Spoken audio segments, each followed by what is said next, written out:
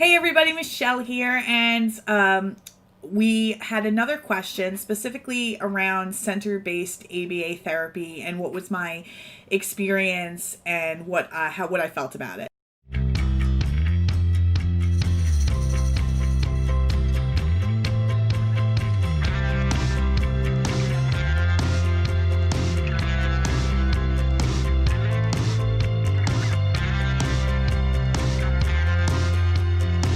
So this is the thing, when we were in early intervention, we got one-on-one personalized care when it came to ABA therapy. A therapist came in, sat down, specifically worked with my daughter to get her through the goals that we had for her.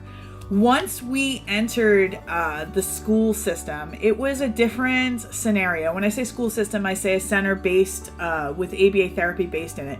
It has its place, but I wouldn't necessarily lean all of my hopes and dreams on a center-based ABA therapy program. And the reason is that at the end of the day, for us, going off of what we went through specifically, ABA in the home really accelerated the progress we had for the specific goals for our daughter. Once she goes into a community setting like a school or a center-based ABA program, she's one of 6 kids if it's the most restrictive environment, 6 or less.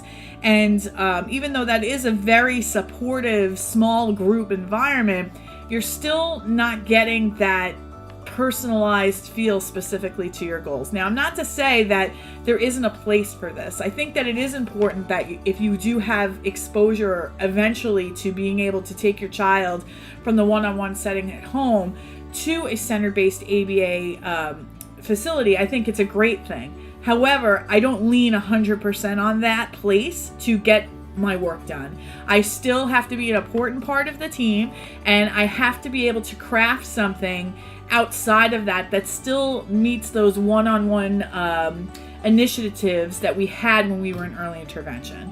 So we always supplemented school or a center-based learning environment with at-home education as well. The thing is, between these ages, these tender ages, when they're diagnosed between 2 and 5 or 2 and 7, a child's brain is just like a sponge, and it's the most pliable. So this is when we really want to just throw as much as they can take at them to see what we can get to stick as easy as possible.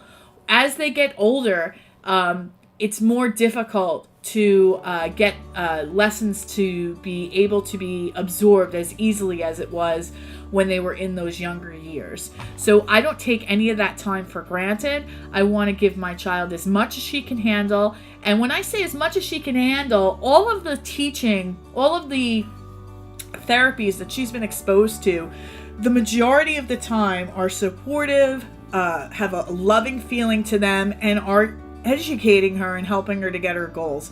I'm not talking about putting your kid through the ringer, putting him into some type of high demand, terrible environment. I'm talking about a relationship with her teachers, pairing. I have some videos I'm going to start pulling through from when she was going through early intervention. Even from now, I could pull some from the services that she still gets now. There's no sense of like this is a nightmare situation and oh my God, here comes the teacher again. We want to make sure that any therapies that we're exposing our kids to are going to be geared towards supporting relationships, loving relationships, so it doesn't feel like work for the child. So I just wanted to give my 2 cents here on center-based ABA as well, regarding center-based ABA versus at-home ABA. I would do both. I think it's important that they learn to be a part of a community, but I wouldn't lean on a center-based program to get all our goals met.